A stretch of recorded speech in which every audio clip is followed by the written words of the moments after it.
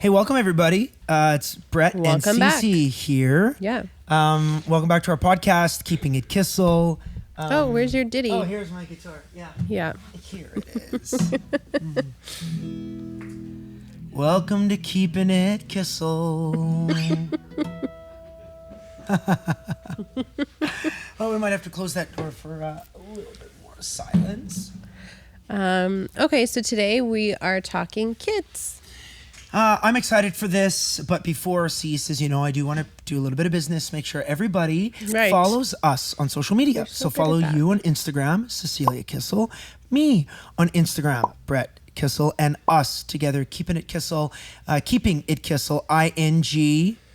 And we're really, really excited about everything that we are creating. Also on our website, keepingitKissel.com. So we're talking about kids, and this is your expertise. When I grew up, I wanted to be a country singer. When you grew up, you wanted to be a mom, and I just need to tell you and start this episode off on this foot.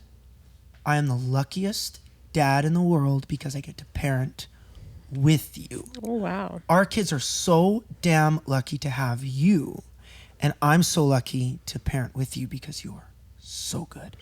Well, that is so sweet. I will back up and say I am no expert. Everything I do is a trial and error, and the things that work you keep, the things that don't, get rid of. Yeah. Otherwise, all we can do is our best. That's right. Yeah, so that's what we're doing. I don't know exactly what we're going to title this episode. By the time you've clicked on this, there is a title. I'm thinking, I'm kind of thinking that I want to go with the flow and just feel it out. I had written down this story that I want to tell you about. So that's how a lot of this inspiration goes and flows, is we will have an experience and I will have to write down said experience because I either want to share it with Brett, it was in the moment, and I want to talk about it and I don't want to forget it, or I'll be laying in bed later, processing the day. So, let's talk discipline. What do we do when the kids act up? We count to 3. And if they're not doing what we need them to do within that time, then they go to timeout. Yeah. And there's usually a tantrum in timeout. But I mean, it is what it is. We kind of look at it as you have a choice to... Tantrum's extreme. Tantrum is like laying on the floor, like going crazy. Aria has been a little bit... No, you're right. They'll she doesn't cry. Kick and scream. She cries. She'll sit, but she will lay on the floor, or she'll cry. Those kinds of things. Mila wasn't so much like that. She would protest and not want to be there. Right. But oftentimes she was the Eeyore that would be like, oh, fine. Like I could tell, people thought it was funny because I would say, go to timeout, and she would go. Yeah. For her, it wasn't a fight. Aria is a different spirit, though, and a different nature as far as that goes. Here's the thing for me as a dad. I don't know if other dads can relate or other moms can relate. My kids, when they cry or pout or get mad, because they don't know any swear words or they don't really know how to articulate how they feel, I find it so funny. Yeah. Like I have to. You have to hide your face because it's like, oh my gosh, we have little toddler terrorists on our hands, and they think that it's just the funniest call thing. The shots. And Aria will just cry these big tears. I've never seen anybody cry actual physical bigger tears. Probably me. Well, that's exactly where she gets it from. Yeah. She is 2 years old and they're the size of dimes. When you cry a tear, it's the size of a loony. Literally. Yeah. Yeah, but I'm not going to disagree with you. That being said, I don't know how all of you feel about this, but in our home we have, when it comes to sharing, we kind of have or not sharing, we have a no tolerance for not sharing. Right. I know we've kind of touched on this over my socials before, and just your feelings or thoughts, your guys' feelings or thoughts on the subject. And a lot of you have brought up some really great points about sharing and things that maybe should be special or kept special for the kids or respected. And I totally agree, and I totally... we have certain things that definitely are for that each are special. Kid. That this is Leo's, this is Aria's, this is Mila's, but they still have to share it. They still have to share it to a degree. Not sleep with they're stuffy. No, but it's kind of like an exchange. Like you can look at it. Yeah. And you're giving someone an opportunity, you know, like it's a supervised exchange. No, why was that important to you? Because your family shared everything, correct? Yeah, I grew up sharing, and I'm a great sharer as an adult. I don't know. I'm not going to judge you if you're not. That's not at all. I just think that like sharing is such a beautiful part of this world. And when you do share, the return on that is, in my experience, has always been awesome. Well, I grew up in a house where there was no sharing. Interesting. This was Jameson's. This was mine. Don't think about touching his hockey cards. Don't think about touching his sports stuff. Don't play his sports games. Don't touch my guitar. Don't touch my Lego. But you're naturally a good sharer. Oh, I love to share. Yeah. I wanted nothing more than to actually play with my brother. Yeah. And to do a bunch of things, but it was just never encouraged. Or even, you know, we really encourage that. We don't even force our kids because we're like, hey, share with your sister or trade. If they want this, you give them something else. And then once they get a little bit so well. Yeah, once they get a little bit older. So we kind of word it as taking turns. For sure. As taking turns, and it's mine. Yeah, it is yours. But it feels really good. Yeah. It feels really good to share and to allow someone else to love up on your thing too. Now you were reading about calling a child calling your bluff as the parent, because Mila would go to timeout. It goes into and the reason I started with sharing is something that would happen that was common is girls struggling over the same toy. Right. This is super common, and my thing is usually like I would say something like, girls, if you can't share that toy, then I'm going to take it away. And in the past, like that worked, but then they kind of wised up to it. And then some of my friends might hear me say, like, if you guys cannot share that toy, it's going in the trash. And for me, it was like anything that causes separation and does not cause unity is not long for this world. Right. So I might as well get rid of it myself. And so I'll tell the girls that. And they kind of called my bluff on it once with this random Little Mermaid.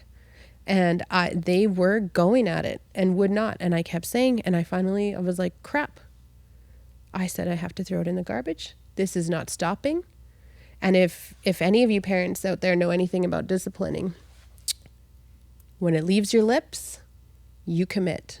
Yeah, you gotta follow through. Gotta commit. It's the counting thing. 1, 2, 3. 3 is whether you want it or not. And it I always say to Brett, be careful what you attach to that number 3, because come 3, you better be prepared. For sure. To pay up. Yeah, it's way harder on me than I am. It is on the kids. Oh, and some of the things that he said, I'm like, if it wasn't for you, I'm afraid I would be the parent that would go 3.5, 4, 7, 8, 9. I'm gonna be at 10. Like I mean, yeah. But you do a great job keeping me in check. I mean, it's just thus like keeping our children in check. Everybody needs it every once in a while. So, anyways, that particular time, I threw that dolly in the garbage. I did it. Not ashamed to say it, and I did it. And did they get it back later? Nope, it's gone. Just trash. Long gone. And you know what happened? It's at the dump now. Yep. After that, for like, I want to say a good 6 months, when the girls would be going at it, and I would say, count to 3, and if you girls don't cut it out, mom's taking it and it's going in the garbage. Mila would like lob it at her. Ooh, take it. I don't want it in the garbage. I want to play with this toy. Like, it solved all my problems. What was funny, a funny memory I have of Mila and Aria is that Aria has been so chill for so long that I think Mila got used to that. Yeah. So as they were both growing, Aria didn't want conflict or just simply didn't care. Yeah, like we would try to discipline Mila about not sharing or something, and Aria would go, oh, here you go. No, here you go. So there's a toy. Well, where's the lesson in that? That Aria is playing with, and Mila, without maybe even asking, would be like, I want that toy. Yeah. And then we say, no, Mila, you need to share. And then Mila, so Aria is like, sure, here you go. So it's very difficult for you and me. But now Aria's older. She's in a new phase. And she's in a new phase where she's tougher. Yeah. I want holds on to it. No, I want it. Yeah. No, I want it. The amount of times we've heard those words in our house is like almost mind numbing. Yeah. I'm not going to lie to you. But anyways, here it goes. Aria's older. Fast forward 6 months and they're fighting over a toy. And I say my famous line. If you guys can't get along and if you can't share, it's going to go in the garbage. And Aria turns around and she says, she stares me dead in the eyes. She goes, here, go ahead. Oh, she's cold. What the hell do you do with that? How do you punish someone who's like above it? She's 2.5. Like the balls. Seriously. Yeah, she totally called my bluff, and I stopped. She's so funny. I stopped in my tracks. Well, so what'd you do? I stopped in my tracks. I asked her, I said, Aria, are you sure? You sure you can't share with your sister and give her a turn? She goes, no, Mama, I want you to put it in the garbage. Okay. Some psychologist. She outsmarted me. Is going to listen to this and be like, well, it's because of this, and this is the reason, and this is what's going through the mind. Yeah. I don't have a clue what she was thinking or why she's getting a kick out of that. I think her perspective is like, no, not at all. I think her perspective was like, I dare you. Oh yeah. Well, and even another moment, it would be like, Aria, if you don't stop, you're going to timeout. And she would say, I want to go to timeout. And she'd walk over. And timeout wasn't even a fun place. It was just the bottom of the stairs. Like, yeah, take me. Yeah. Go ahead. Like, yeah. I don't know what that means or what that's going to turn into or lead into. And that's where it shocked me. I guess I could be more supportive. But I just find that shit funny. I really do.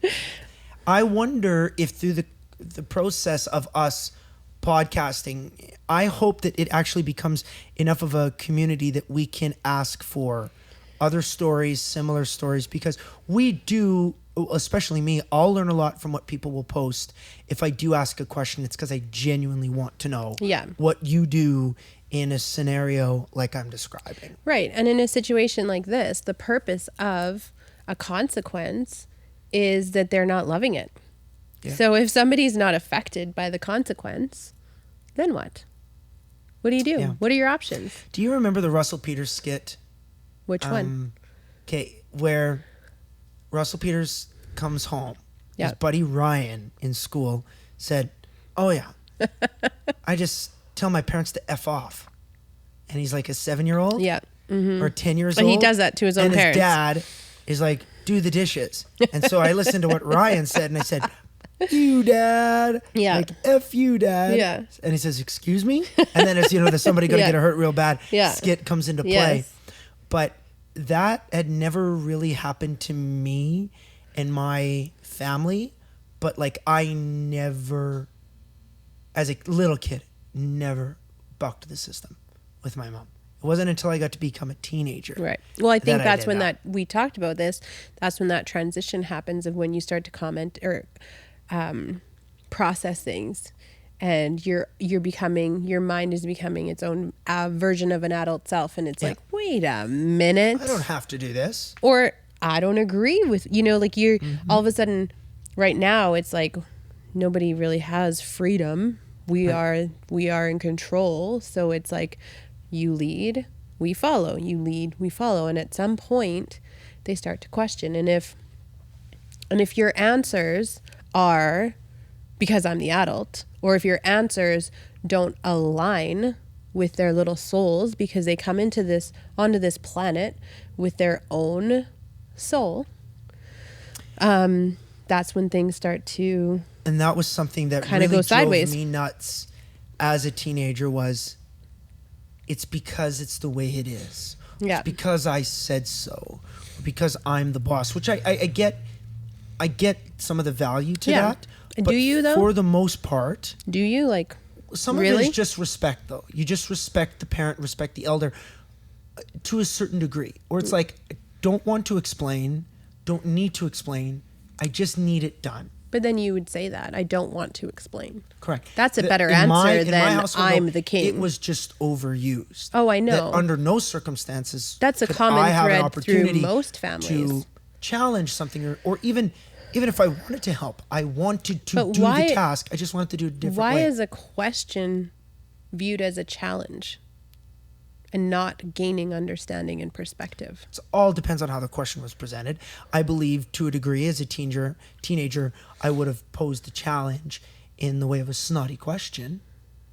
But for the most part, that's why I overanalyze so many things and I over-explain. But if you teach a child how to ask a question, it's not going to be snotty-nosed. Right. And if you answer a child's question, they will be satisfied, in my opinion.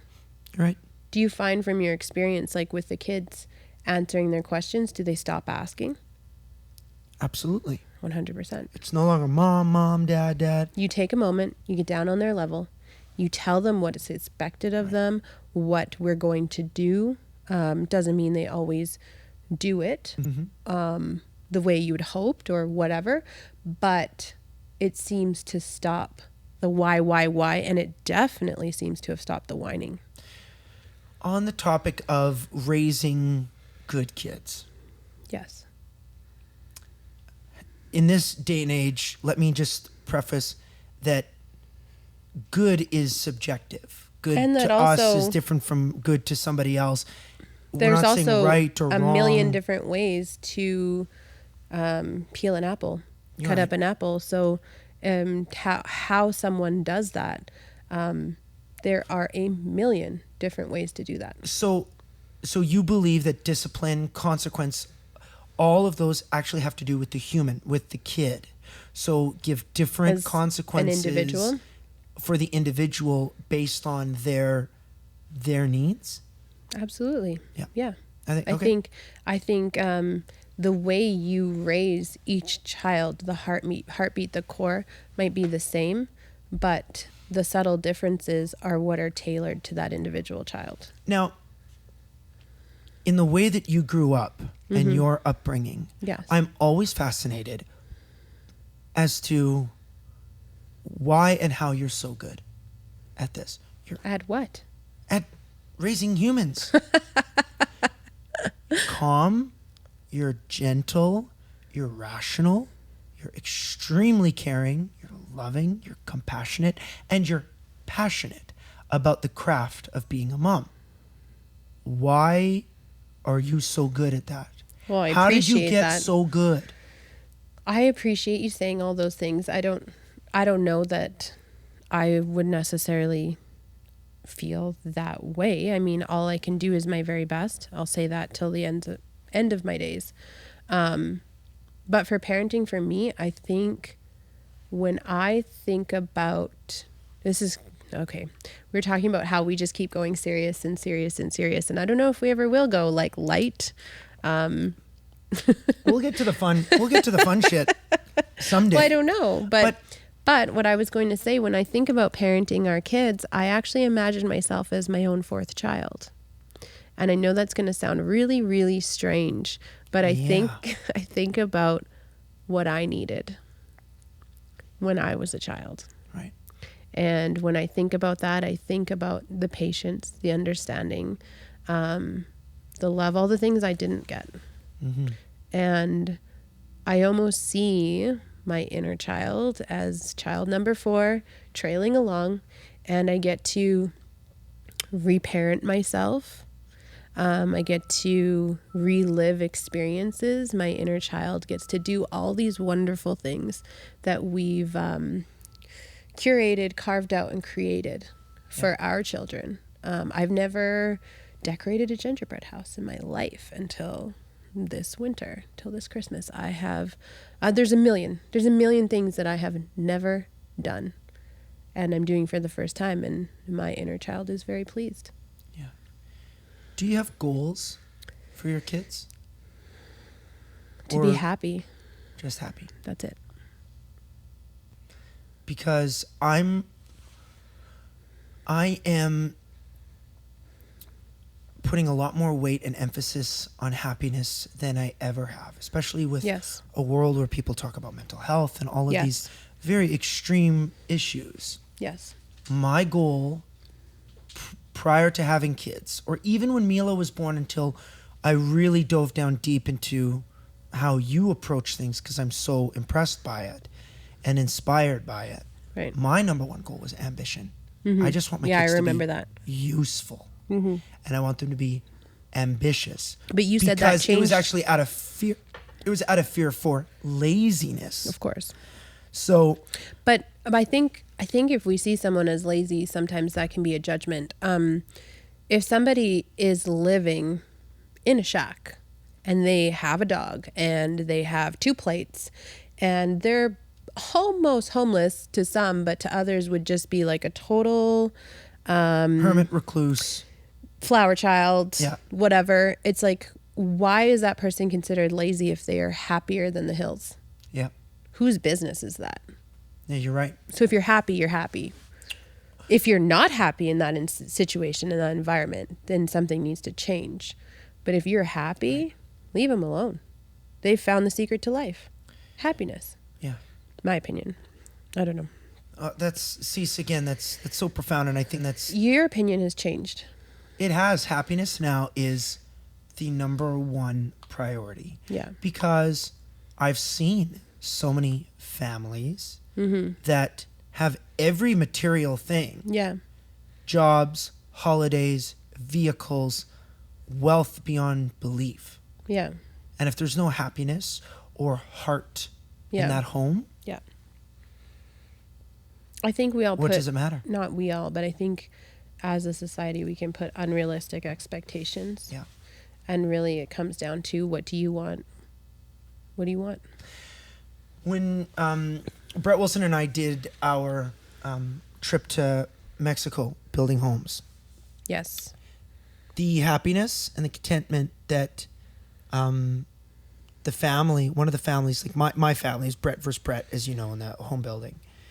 Our family, they lived in a Crown Victoria car. No tires. Yeah. Just flat on the ground. It's where the dad and the 3 kids and the mom lived. And yet they were happy because they had enough to buy some food, and it was better than how the parents grew up. So they were happy that their kids, so when we built them the house. And how did the parents basically grow up? Whatever's more poor than living in a rundown 1980s Crown Victoria. Really. So that also changed things for me back in 2017, that if someone can be happy with what society says is nothing or below every bit of standard, then that if they can be happy, then we should focus a lot more of our time to actually be grateful and actually be happy with what we have, because we live a very abundant life. Gratitude changes everything. Yeah. So back to Aria calling your bluff. I'm sure people are wondering, has she done that again? Does she still do it more often than Mila? She had it going, I think, for a good couple weeks where I was just like, I would say my consequence and she would say, here. And then I would freeze. Yeah, give it to me. Lay it on me thick. Go ahead, mama. There was no resistance. So it definitely threw me for a loop. But, ultimately it's like then I would put her in timeout, and sometimes she would get emotional because it was just like literally calling my bluff. She's just so stinking smart, that little girl. But as of late, consequences are back on the table as being not fun. Yeah. So things are back in order, but it definitely threw us. Mila is a very obedient child. She is. And Aria they're all great kids. They're incredibly great kids, but as their personalities start to shine, you start to see their different quirks and different ideas. And